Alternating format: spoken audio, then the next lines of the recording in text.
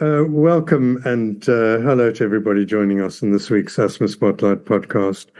It's my great pleasure and honor, really, to be joined by Dr. Hitasha Rupani, who's a consultant respiratory physician in Southampton, and she leads the severe asthma group in Southampton. So, Hitasha, welcome. Thank you, Mark, for having me, and thank you for people listening in. Good. So we're going to be talking about severe asthma in adults. And so could you start off by telling us what's really meant by severe asthma in adults? So, Mark, that's a really, really good question. And I think definitions are helpful and important. And I think before we think about severe asthma, almost take a step back. And I always like to think, is asthma controlled or uncontrolled? Because that's more important than thinking, is it severe or mild?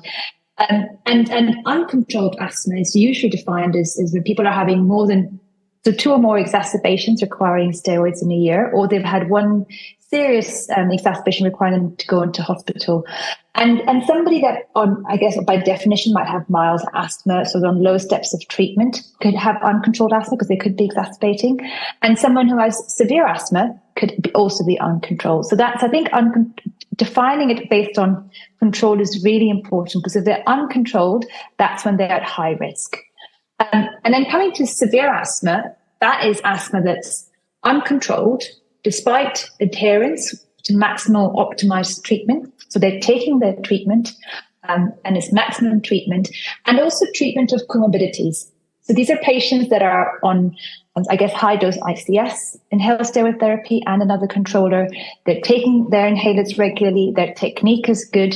You've managed sort of most of their comorbidities, and they still have uncontrolled asthma. So they have ongoing symptoms, ongoing exacerbations, and that's what we then call severe asthma. Thank you. And I'm delighted that you said that the way that you've defined controlled asthma, because at the moment, in the United Kingdom, GPs, general practitioners, are paid or incentivized to do an annual asthma review. And what they're asked to do is just ask about symptoms once a year. Yes, they are asked to ask about attacks as well, but a lot of people think that asthma control means that you're okay today. So if your symptoms are fine today, you ask. And so I'm delighted that you've included attacks and episodes of flare-ups of asthma in the past in your definition. And that's really, really important, because if you've had an asthma attack, your risk of having another one is higher. And so it's really important to look at that person's, how many they've had, but also if the more attacks or exacerbations the person has, the more courses of steroids they have, and then they're higher risk of future side effects as well. So it's really, really important to look at the number of asthma attacks and to see what can you do to try and reduce that. Yeah, and also to emphasize that an asthma attack really means that something serious has gone wrong, and something needs to be Absolutely. done there and then, rather than waiting for an annual review later on. Okay, so how common is severe asthma in the UK and other countries, as far as you're aware? So the statistics and population level, sort of when they've looked at it, it's between 3 and 5% of your asthma population. So in the UK, that would be about 200,000 people roughly.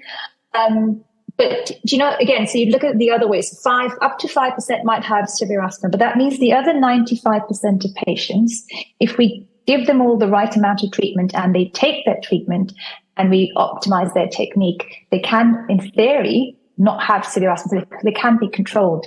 Again, emphasizing that need for patients to take inhaled steroid therapy regularly. Good. Okay. Well, could you just expand on that a little bit? So we're talking now about people who've got difficult to treat asthma, or so-called difficult to treat asthma. Could you expand on that a little bit? And it becomes important when we're talking about diagnosis. It is, yeah. So that's another definition that comes in. And so difficult to treat asthma, it's estimated about, 17%. So under 20% of people with asthma have what we term difficult to treat asthma. And this is asthma that is uncontrolled. So then coming back to the definition of control, so it's uncontrolled despite medium or high dose inhaled steroid therapy alongside another controller. And usually these patients are uncontrolled because their adherence is not so good. So we know that 50% of people may not take their asthma treatments at least regularly. So either their adherence is not very good, or they've got a major comorbidity that's completely unaddressed. So someone could have very significant reflux disease, and that can make them cough and feel breathless and make their asthma symptoms worse. They could have really bad upper airways disease. They could be a smoker that's making things worse. So there's other comorbidities that come into play, and treatment adherence, which affect that control, and that's difficult to treat asthma. And severe asthma is a subset of that. I think you've touched on another current hobby horse of mine, and that's the fact that asthma care, certainly in the UK, is often delegated to individuals who aren't well trained in asthma. But in addition, in order to address these comorbid conditions that you're talking about, you need a bit more than a 6-week training course or a 1-year training course that a healthcare assistant might have, or that a physician's assistant might have. And just to re-emphasize that the General Medical Council in the UK has recently highlighted the fact that delegation to individuals to care for our patients needs to be done with the certainty of the doctor delegating that care, that this person is adequately trained to do so. So that would be quite important in those people with difficult to treat asthma. And so as a specialist now, a general practitioner will refer a patient to you with query severe asthma. How would you confirm that diagnosis? So when patients are referred in to us, one of the things that's quite important that we do, and others, I guess, severe asthma centers would do, and secondary clinics, is the first thing is always, I think, is this asthma? I always try and diagnose or confirm the diagnosis. And that's, I think, important in any setting. And we try and confirm the diagnosis objectively. So whether they've had some tests to show reversible airflow obstruction, like spirometry, reversibility testing, and also tests that look at their airway inflammation and their biomarkers. Increasingly, we're becoming much, much more aware of the relevance of these biomarkers in asthma, which include the blood eosinophil count and their FeNO. So once we've sort of thought, okay, this is their diagnosis, we've confirmed that, we try and think, well, what is their underlying inflammation? What's driving it? Is it all driven by eosinophils, which is most commonly the case? I then think, okay, they've got asthma. Are they on enough treatment? Are they on the right treatment? And are they taking their treatment? So if they're adherent to their treatment, well, that's one more tick box in my head. Then I think, okay, have they got any major comorbidity that I haven't looked at or no one else has looked at up until now? And do we need to start to treat that? And then I think about that. And if they're still exacerbating, at that point, I think, okay, well, this is severe asthma now. So you said most people with severe asthma will have inflammation, type 2 inflammation, which is marked by eosinophils or FeNO. What about the others? What causes their severe asthma? So, we've looked at our clinic of patients in clinic that have sort of difficult to treat and severe asthma, and you look hard enough, in over 90% of them, you'll find this sort of T2 signal, whether that's an eosinophil count that's currently raised or raised in the past, or a FeNO or some sort of allergic tendency. You'll find that in over 90%. There's a really small proportion, less than 10%, where we can't currently, by our current means, find that, I guess, T2 high signal. And we know that sometimes, asthma is driven by, the prominence is not, you can't find it, but if you look hard enough in the airways, we might. There's other drivers. We now know that sort of in very small select groups of patients, there could be sort of infection that drives their symptoms or drives their airway inflammation, and other cell types within the airways. But by and large, if we look hard enough, and this can be looked at in primary care, in secondary care, and severe asthma symptoms, look at their blood eosinophil count, look at it currently, look at it going back 5 years, going back 10 years. Now, what does it do? Is it going up and down? And you'll most commonly see that when they present with symptoms of an asthma attack, it's probably gone up a bit. And then they have a course of steroids and it'll go down, and then might stay down for a while, and it might go up again. If they have lots of allergies, it might go up and down a bit more. But if we look hard enough, you'll be surprised at how many of your patients that have asthma, you'll find that eosinophil signal currently and historically. Okay, so that's really important because often doctors will look at the tests that they do today and make a decision on the diagnosis. And so what you're saying is it's important to look for previous tests or to repeat the test if it's normal, if you suspect that it is asthma? Yes, absolutely. So look historically, and if you're still not quite sure, repeat the test. And sometimes I have patients that they'll come back and I'll repeat their spirometry, and then I'll select variability in their FEV1. So we try as much as possible to get objective evidence that this is asthma. And then I think, okay, are they taking all their treatment? Are they on the right dose of treatment? Because many patients, you step them up a little bit and their asthma control improves. Or you check their technique, you optimize their technique, or you simplify their regime and their control improves. So there's lots of little things that can be done. And then it's that final sort of 3% of people that remain uncontrolled that have severe asthma. So we've spoken about what you would do to diagnose these patients. Are there any other signals that general practitioners should look out for to decide whether to refer somebody to a specialist to confirm whether they've got severe asthma or not? So I think looking at patients that have asthma, we know that there are patients that have what we call potential severe asthma in primary care that need to be identified and referred. So we know there's patients out there. So the things that can be done is to firstly, if people are presenting with having had an asthma attack, is to look to see, have they had previous attacks? What do I need to do for their treatment? How can I optimize their treatment? And then refer them on. But also to proactively look for patients and I know that some places they do proactive searches to look for people that have uncontrolled asthma.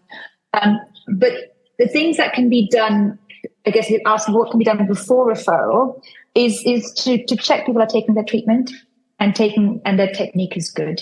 And like I said, sometimes it's a simple step up of treatment that helps improve their control. But if somebody is on prednisolone daily for their asthma and they're not known to secondary care, they should be referred directly to the asthma center. That's the first thing. Definitely do that. If someone is having more than or has had 3 courses of prednisolone through the year for their asthma, so not just one after the other, but 3 scattered during the year, then they should definitely be referred on. And more, we're telling patients, always telling primary care, if people are having even 2 courses of steroids and they remain uncontrolled, refer them on, because there are things that we can do to help reduce them becoming severe in the future. That's very helpful. Thank you. You mentioned people who are on prednisolone daily, and I was in a discussion recently where somebody said that hardly ever happens anymore. In your experience, are you still seeing people who are on daily prednisolone? Sadly, we are. It is. I think I get the impression it's happening less frequently than before. But what we do know, and I guess data doesn't lie, we know that within the UK, patients that are currently being referred to severe asthma centres, at least 40 to 50% of them are on maintenance prednisolone. So that's prednisolone every day, even now. So that's quite a high number. Wow. And we also know another shocking statistic is that the patients that are being referred to these severe asthma centres on average have had between 4 and 5 exacerbations in a year before they've been referred. So that's a huge steroid burden, which is then going to have huge consequences. I'm not surprised, but it's really shocking. And we're now 10 years after the National Review of Asthma Deaths, where we said that anybody having 2 or more attacks should be referred to a specialist. I thought that was mainly a problem in pediatric cases, but you're seeing it in adults as well. In the National Review of Asthma Deaths, we had, of the 185 people confirmed to have died from asthma, we had 29 people whose consultants and general practitioners wrote to us and said they haven't got asthma, they've got COPD. And they were being treated on bronchodilators alone. And the question is really to do with fixed airways obstruction in asthma. And the problem here is that if a general practitioner does spirometry on a patient and they find that they can't get any reversibility, they'll often diagnose COPD. And so how common is fixed airways obstruction in severe asthma? And secondly, what would be the clue that that patient needs to be referred to a severe asthma clinic, or should they all be referred to a severe asthma clinic? So that's a really, really good question. I think it comes down to history and obviously a history examination and your investigation results. So I think in the history, the key thing is their smoking history. And we know that there is a reasonably high prevalence of ex-smoking in asthma and also current smoking. I mean, about a third of our patients with severe asthma are ex-smokers. So there is that group of people that have asthma but are ex-smokers. or asthma are current smokers. We also know that patients that have sort of adult onset asthma, which is a reasonable proportion, sort of adult onset eosinophilic asthma, they very often present with that sort of fixed airflow obstruction and quite marked airflow obstruction. And these are the patients that commonly get a label of COPD. They're more commonly men, and like I said, adults that have sort of middle-aged men, adults, and have very eosinophilic disease. And that's where the investigations are really helpful. So you see sort of high eosinophil counts. And I would say that if you've got somebody that you're concerned is breathlessly exacerbating, has airflow obstruction, and high eosinophil counts, they should go straight to an asthma clinic. And then, it's our job to use additional investigations that we have to try and unpick how much of this is a perhaps a smoking-related lung disease and how much of it is an inflammatory asthma. And we know that we can have eosinophilic COPD as well, but we can then unpick that and give them the treatment that they need. And differentiating these people with asthma and fixed airflow obstruction from those with COPD, how would you do that? So I go on history. If they've got quite an extensive smoking history, I then say, well, they might have a bit of overlap smoking-related lung disease. It depends if they've got a history of asthma, so asthma since childhood or asthma since their 20s, and then they started smoking later. We tend to do a lot of imaging as well, so we look for emphysema on CT. We can do further lung function tests, look at their gas exchange measurements. But what we do know, and we have good data to support this, is that in these group of patients that I say are asthmatic and are ex-smokers and may have fixed airflow obstruction with emphysema as well, so smoking rate damage, their response to biologics are just as good as people that don't have that history. So I think we feel like it's the underlying phenotype that we're treating. We're treating that underlying trait of eosinophilic airways disease. And sometimes a specific label is helpful for coding purposes, but when we come to treatments, we treat their underlying airway inflammation. Thank you. We haven't spoken much about treatment, and I suppose the question really is what proportion of people that you see who you've confirmed with severe asthma are controlled on inhaled corticosteroids and other drugs compared to those who require biologic treatments? If we say about just under 3% have severe asthma, about 2% of people, 2.5% perhaps, will end up having a biologic. So if you've got a sort of, 100 people with asthma in your practice, or 100 adults, you'll have at least 2 that should be on a biologic. We know that they're underused in the UK for a number of reasons, but that's the approximate number. So good reason to refer people who doctors are concerned about. So that's been fascinating. Are there any things that we haven't discussed that you'd like to add before we finish? I didn't know whether you wanted me to speak briefly about biologics. That'll be helpful. So I guess biologics are, in the grand scheme, quite a relatively new type of medication. We've been using them for a few years now, but they are slightly different to inhaled steroids because they target very specific inflammatory pathways in the lungs, and most of them target sort of this eosinophil that I've mentioned before, which is that key cell in airway inflammation.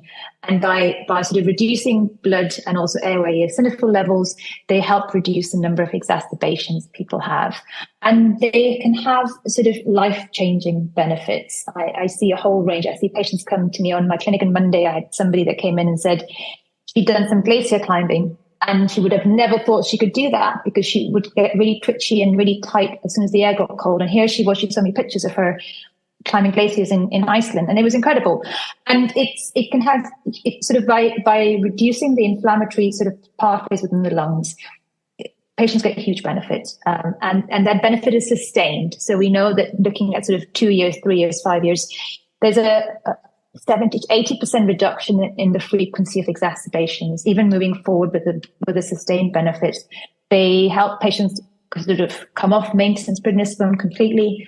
And because of doing all that, they reduce all that long-term risk from oral steroid use. Patients often say to me, do I need to stay on them forever? And my answer is yes. If they are working at the moment, we continue them. We don't stop them. And another question I get commonly asked is, do they have side effects? And the answer is most of them don't have, well, no, they're really, really well tolerated. They're my favorite thing to prescribe. That's excellent. Thank you so much. So We've discussed the prevalence of severe asthma. We've talked about the need to refer patients to specialists who general practitioners are concerned might have severe asthma, or if they're not sure of the diagnosis. We've spoken a bit about the importance of referral to specialists, in particular, the fact that many of those patients who are diagnosed with severe asthma need biologic treatments, which need to be prescribed by specialists. And we've also spoken about the benefits of these treatments in terms of reduced healthcare utilization and benefits for patients. So thank you so much, Hitasha. That's been fascinating. And I look forward to seeing you again in the near future. Thank you, and you're most welcome.